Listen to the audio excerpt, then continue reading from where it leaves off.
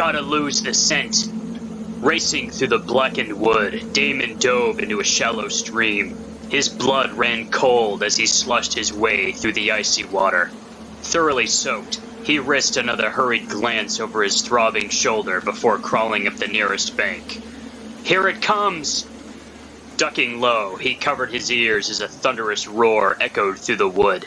A streak of white lightning soared inches above his head before impaling a large tree, instantly turning the rotted pillar into a pyre of dancing lights. The howls of baying hounds erupted from the moon-soaked clearing behind him. Crawling along the ground, he slid his back up against the bark of a thick pine. Suddenly, a myriad of voices rang out, their chorus quickly overtaking the rampant beating of hooves. Hold up here! Where is he? He's gotta be close. I just saw him. Spread out! Find him! I hit him, right? I had to have hit him.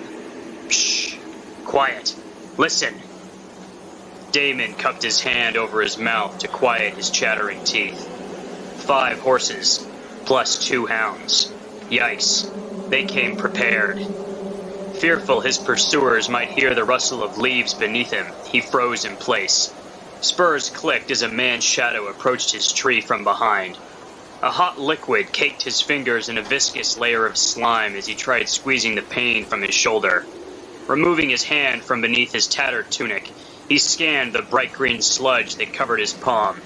Noticing its faint glow, he closed his fist. As the hunters reconvened in the center of the clearing, his ears perked up at the faint sounds of their voices. Fast kid, one said. Had us outdistanced right up until we reached the grove. And we had horses. How did he... He's a freak, that's how. You heard the stranger. What he said he was. What he can do. Yeah, I heard him. At least he ain't a werewolf or a vamp. Lucky us, huh? Question is, where is he? Peeking into the grove, he strained to catch a glimpse of his pursuers. In the soft rays of moonlight, he eyed the copper wires that stretched from the butts of their muskets to a series of silver boxes hanging by their belts.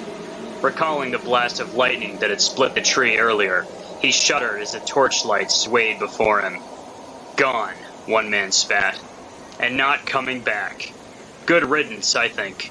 He knows what's good for him, he'll steer clear of these parts. We scared him off.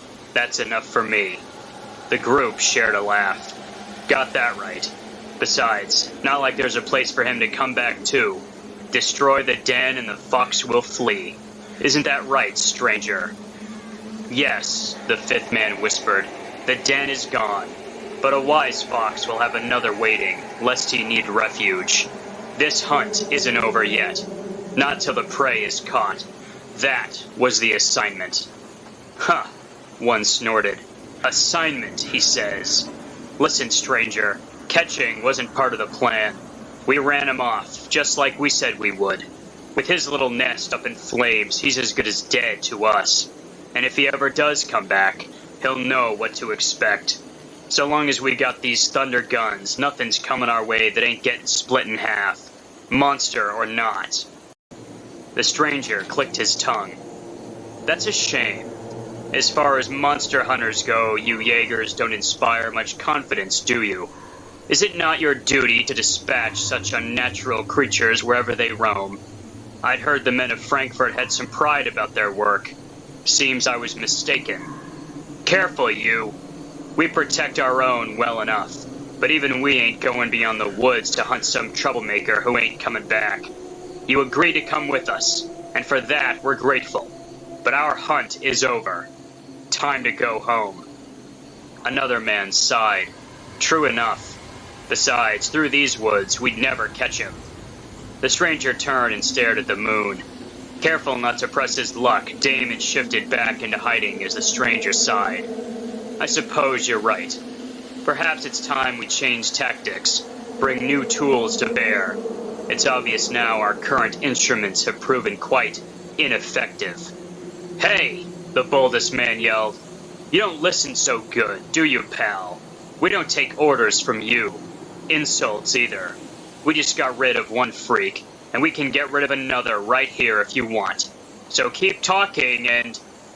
Before he could finish, Daemon heard a faint metallic click as what sounded like an iron wind blew through the air. A stifled scream accompanied what he guessed had to be the tearing of flesh, a gargle of blood, and a loud, heavy thump.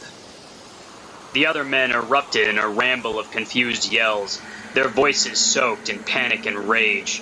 The stranger's words remained cold and stern. "Sorry, pal, but I think I've heard enough." What did you do? What are those things?" "Isn't it obvious?" the stranger asked. "I sent that poor chap to his grave, and I'll be sending the rest of you just as easily.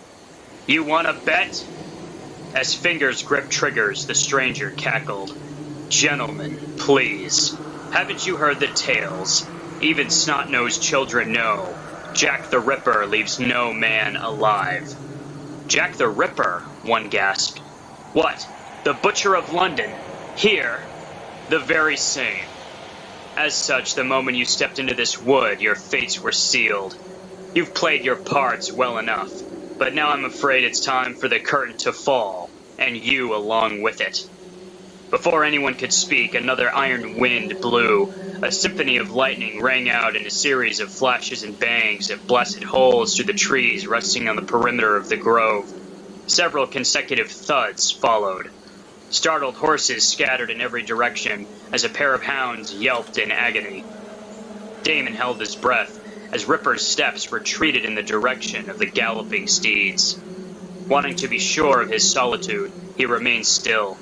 Hearing a slight rumble from above, he sniffed the air. A storm's coming.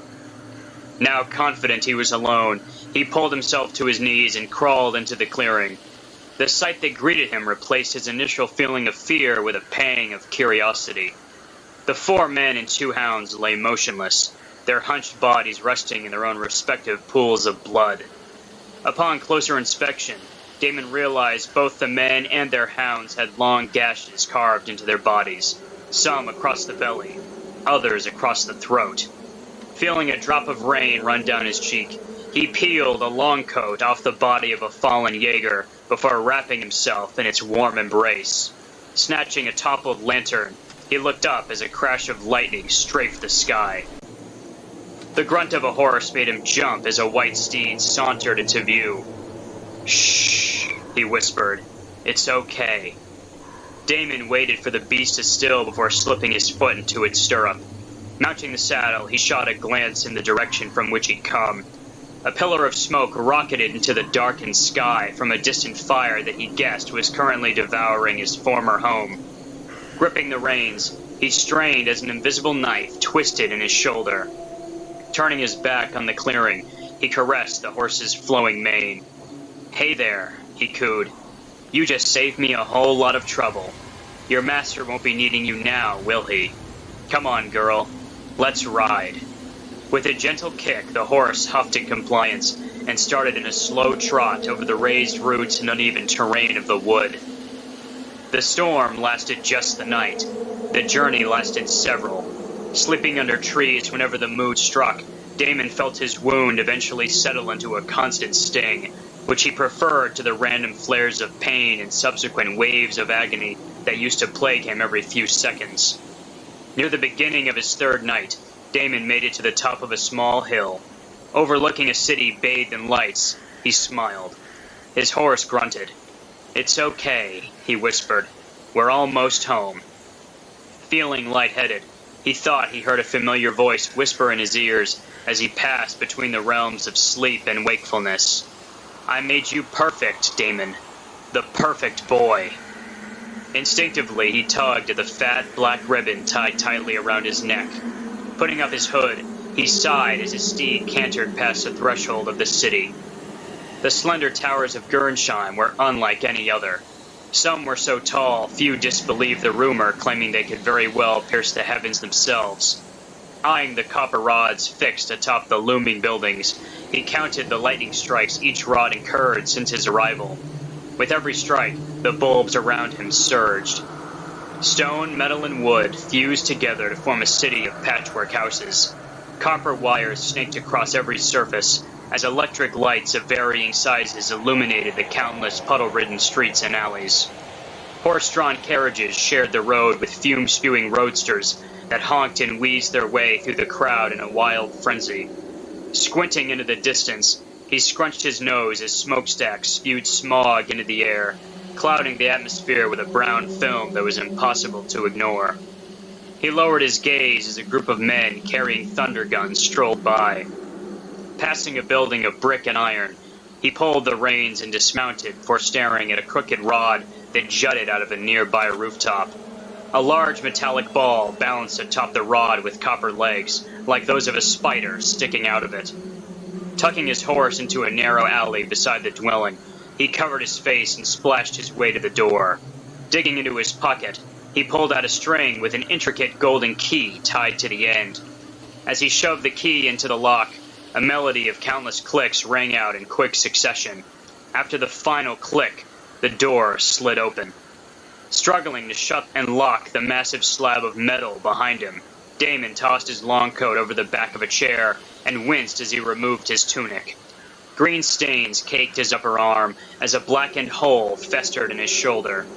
Fumbling blindly along the wall, he felt his hand brush up against the cold metal of a large red lever. Forcing himself to freeze, he reached a bit higher. A smaller switch waited for him. That's the one. With a flick of his wrist, an array of light bulbs sparked to life in a wave of illumination that bathed his surroundings in a burnt yellow tint. Stumbling his way to the barren fireplace, he cast his gaze over the sea of books adorning the shelves above it. Guiding his finger to a thick, leather-bound spine, he mouthed the text printed on the side. Flying Machines by Dr. Victor Frankenstein. As he removed the book, the entire wall swung outward to reveal a descending staircase that sunk into the floor. Dabbing the open wound in his shoulder, he gingerly made his way to the basement. Time for surgery.